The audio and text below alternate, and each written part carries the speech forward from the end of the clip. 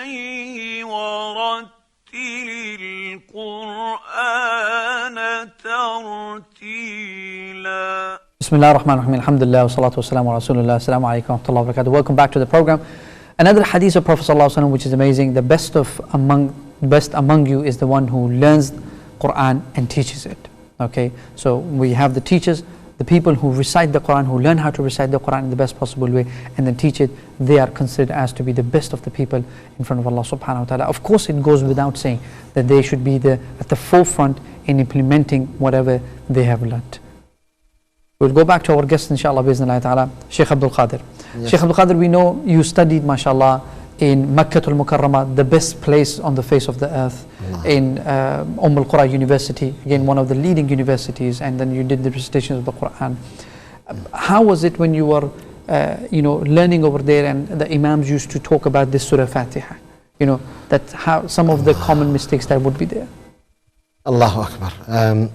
When we were studying the qira'at, and Allah Ta'ala blessed me also to study with the Imam of the Haram, MashaAllah, now, the Sheikh Faisal al-Ghazawi. MashaAllah, We were the classmates, alhamdulillah, and our Sheikh was Sheikh Muhammad Mahmoud, rahmatullah alayhi. He passed away from Egypt, one of the great scholars of qira'at in Egypt. And may Allah subhanahu wa ta'ala bless him and guarantee his place in paradise. He spent a lot of time with us only on Surah Al-Fatiha. Only on Surah Al-Fatiha? Yes. Until we mastered it. And he used to give us, before even we go into the other recitations, to perfect with Qira'at Hafs and Asim. SubhanAllah. And inshallah, we'll talk about it for some other times in the program, about the different Qira'at. But what we learned from him, and I used to surprise, like when he recites Surah Al-Fatiha, and you find the Sheikh is crying. Yes, this happens when you listen to the Sheikh's cry. Then you're surprised, and how the Quran has gone deep into the heart of the people of the Quran. SubhanAllah. And how it affects when they are reciting. And you see the difference between us and them. You say, SubhanAllah, I read, and I read, and I read, but still, I don't cry that much. My eyes does not cry. My heart does not tremble. What is wrong with me? That's why we need, all of us, to go back and to check ourselves when it comes to the Quran. And especially when you are reading Surah Al-Fatiha. Surah Al-Fatiha. Which Allah Ta'ala said about it, السبع المثاني والقرآن العظيم. السبع المثاني, the ayah which our Shaykh read, comes back again and again. And you find the whole Quran is around Surah Al-Fatiha. Around Surah Al-Fatiha. Yes. And you find the special ayah of إِيَّاكَ نَعْبُدُ وَإِيَّاكَ نَسْتَعِينُ. SubhanAllah. When you reflect on and you ponder on this ayah, then you see the difference. إِيَّاكَ نَعْبُدُ. When you go into the deep of the meaning in Arabic, when you put the damir إِيَّاكَ first, what it means, and what's the difference between when you say إِيَّاكَ نَعْبُدُ or when you say نَعْبُدُكَ. Okay. إِيَّاكَ, it has more emphasis. Only you alone we worship you. SubhanAllah. And only you alone we seek your help. SubhanAllah. And that's also the explanation of our Prophet sallallahu alaihi wasallam, when he says, إِذَا سَأَلْتَ فَاسْأَلِ اللَّهِ. فَاسْأَلِ اللَّهِ. If you ask Allah subhanahu wa ta'ala. Ask Allah subhanahu wa ta'ala. وَإِذَا اسْتَعَنْتَ, and if you seek help, فَاسْتَعِنْ بِاللَّهِ. Ask Allah subhanahu wa ta'ala for help. SubhanAllah. And is it not the case, Shaykh, that it is mentioned that إِيَّاكَ نَعْبُدُ وَإِيَّاكَ, this is the summary of the ibadah that can be, that you can understand everything that has been mentioned in the Quran from these 2 points. Allah. إِيَّاكَ نَعْبُدُ وَإِيَّاكَ نَسْتَعِينُ. Absolutely. That's why you find our scholars, they have big books, 3 volumes for Ibn al-Qayyim rahmatullahi alayhi, only for إِيَّاكَ نَعْبُدُ وَإِيَّاكَ نَسْتَعِينُ. SubhanAllah. إِيَّاكَ نَعْبُدُ وَإِيَّاكَ نَسْتَعِينُ. The whole ibadah and whole of our worship, it goes around this 2 words. إِيَّاكَ نَعْبُدُ وَإِيَّاكَ نَسْتَعِينُ. You we worship alone, and you we ask for everything. For your help. SubhanAllah. That's why Abu Bakr radiallahu anhu ardah, even though he was an old man, if his sword falls when he is on his horse, he never used to ask anyone to get it for him.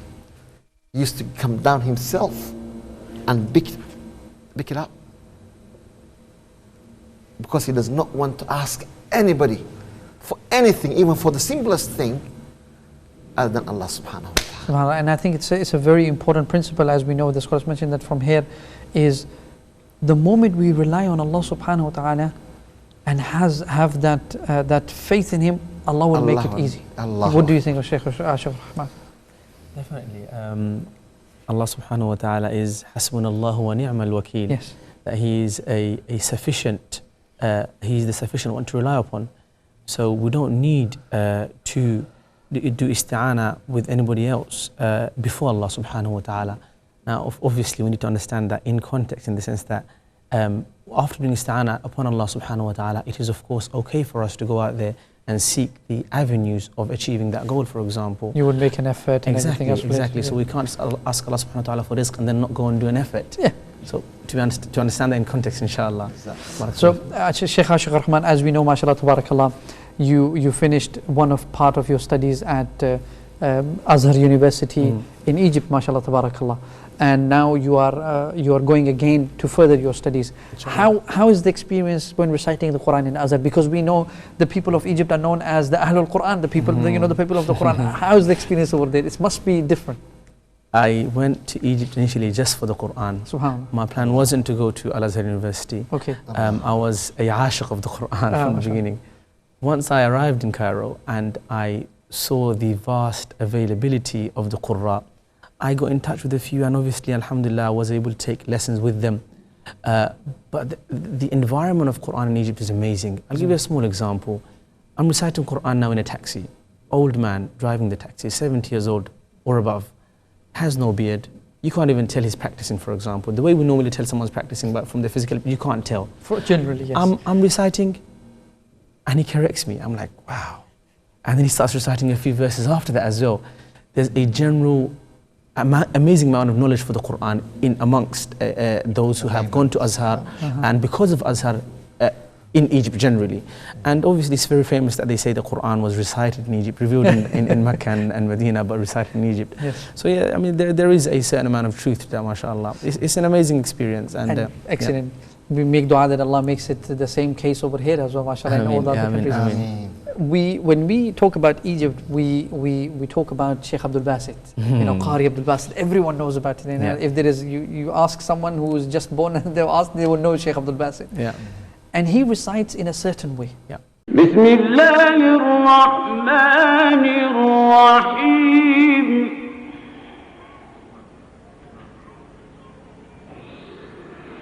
والضحى والليل إذا سجى ما ودعك ربك وما قلى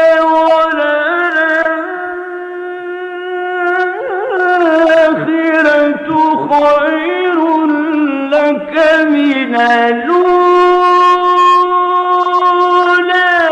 ولسوف يعطيك ربك فترضى. What is that? What is it called for our viewers to understand? I think the question you're asking me is the pace that he recites in. The pace he recites and The one how that's he recites. famous, yeah. Yes, yes. So there is, as we know, 3 paces of reciting the Quran. Okay. The fastest one that's usually recited by the Imam of Haram al-Sharifain, or generally the ulama or the Qurra that we hear, Abdurrahman Sudais or Sheikh Shuraim. This is called Hadr. Hadr. Reciting pretty fast for Taraweeh sake, generally just quite fast. But when you say fast, is it fast like fast? Not compromising, not compromising tajweed. Not compromising tajweed, okay. Under any circumstances, we are not allowed to compromise rules and ahkam of tajweed. This is so important. Even if it's hadr, you are reciting faster pace, but your ahkam al-tajweed is still perfect. So for example, if I were to say إِذَا جَاءَ نَصْرُ اللَّهِ وَالْفَتْحُ, so it has to be in that way. Exactly. I can't say إِذَا جَاءَ نَصْرُ اللَّهِ وَالْفَتْحُ. No. Your mudud, your hunan, everything has to be in place. Has to be. The tajweed has to be implemented. Definitely. Okay, so that's that's the most hadr. important thing. That's hadr. That's hadr. Remember that, inshallah. That's hadr. Okay. The second pace is tartil or murattal, they call it. Yeah. Okay.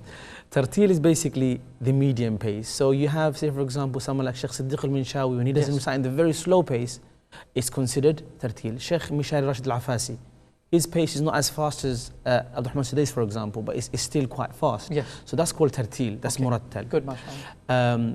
And the slowest of all the paces. This is probably when they are, hadr would be when they're reciting the in Taraweeh, for examul. But not the fast one. It should no, be no. with the tajweed. No, not robotic recitation. Not the one that you see on YouTube. Yeah, but, and then the tartil is the one that you would have the normal recitation in the salah ones. Normal salah, okay, exactly. Excellent. And mujawwad finally is the slowest of all of the paces, in which it's very, very slow.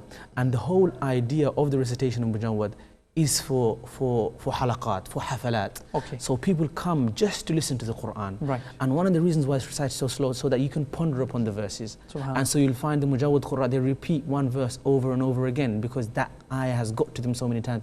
And you'll find sometimes they recite the same ayah in different riwayat. Yes. To express the meaning within it even more by repeating it. So I think the mujawwad art of recitation is more to interact with. So there is a reason that it's been done. It is not just because I'm sitting over there and I said Alhamdulillah and I start reciting something. No. It's a very, very profound and very deep art that the Qurra of Egypt and those who learn it, it's actually a lifetime, it's a life journey. Okay. And you'll find in Egypt, for example, the Qurra of Egypt, if he's a Qari, then that's his job for life. Subhanallah. He starts from the moment he can start reciting, memorize the Quran by 7, 10, 13, 14, whatever it is. And if he's going to be a Qari, then that's all he does for his whole life. Subhanallah. That's all he does. You'll find that. And that's the superiority amazing that Allah subhanahu wa ta'ala gives him what he needs and what he does not need more than that in this world and the hereafter. Subhanallah. طيب. A request. I know everyone has been thinking about it, that are we going to listen to this mujawwid style, or are we going to listen to Sheikh Abdul Basit of London or no? So yes, we will inshallah bi'idhnillah ta'ala listen to it, and we will ask one of the Sheikhs, Ashik Rahman, to recite in mujawwid style, and then we will have later on tartil and hadr inshallah, just for our viewers to understand what it is, and we'll talk more about it inshallah. Is that okay, Sheikh? Inshallah. We can recite one of the surahs that, as we know, are normally read by the people, so maybe Surah Falaq or Bismillah. أعوذ بالله من الشيطان الرجيم بسم الله الرحمن الرحيم إذا زلزلت الأرض زلزالها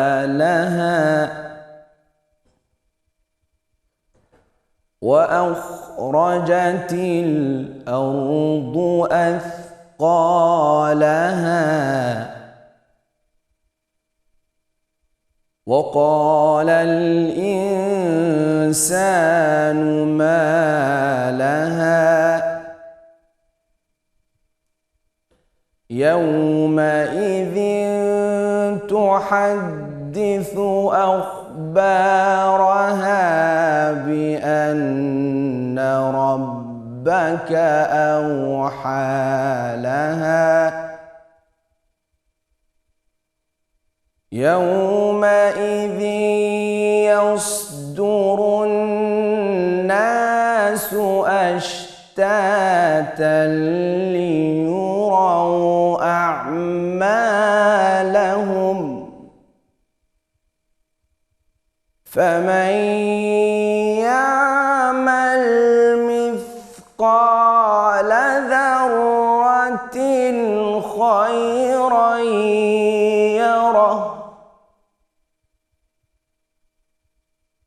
ومن يعمل مثقال ذرة شرا يره صدق الله العظيم.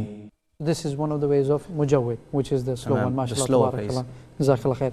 And how would we recite Surah Zilzal in tartil? بسم الله الرحمن الرحيم.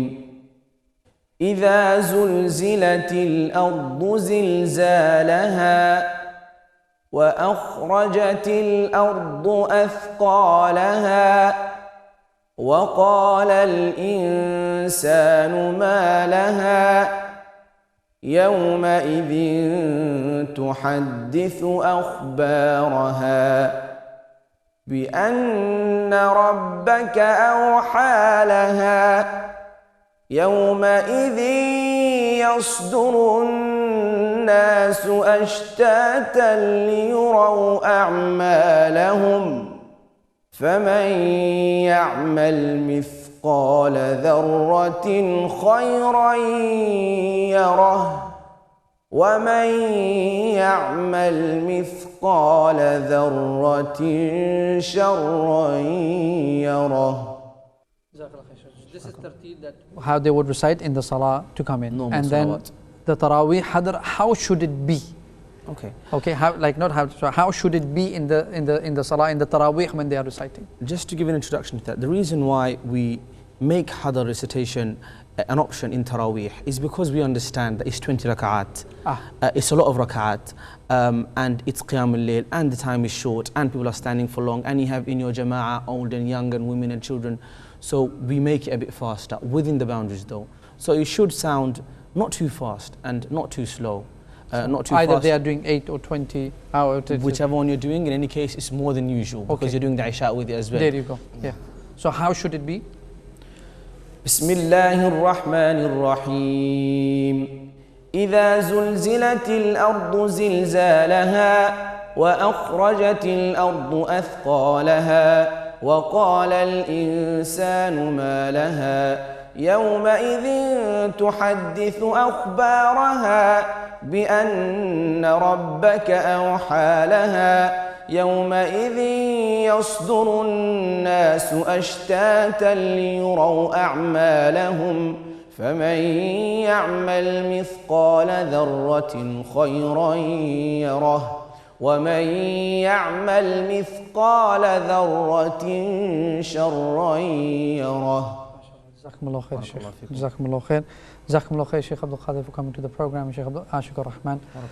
Views, we know from the hadith of Prophet ﷺ, the one who recites the Quran openly is like the one who gives sadaqah openly. And the one who recites the Quran in a low voice, calmly to himself, it's like giving the sadaqah to himself or without knowing anything. And this is something that we will talk about more, inshallah, bi'iznillahi ta'ala, in our next program. We hope you have benefited from the program, and we make dua to Allah subhanahu wa ta'ala that Allah subhanahu wa ta'ala inspires you to recite the Quran like Sheikh Abdul Rahman Ambi, to recite the Quran like Sheikh Ashik Rahman, and to recite the Quran in the best possible way, so you and me and everyone else can be from the people of Jannatul Firdaus and see Allah subhanahu wa ta'ala in that Jannah. Until our next program, inshallah, bi'iznillahi ta'ala, forgive us, and then we'll see you soon, inshallah. Assalamu alaikum wa rahmatullahi wa barakatuh.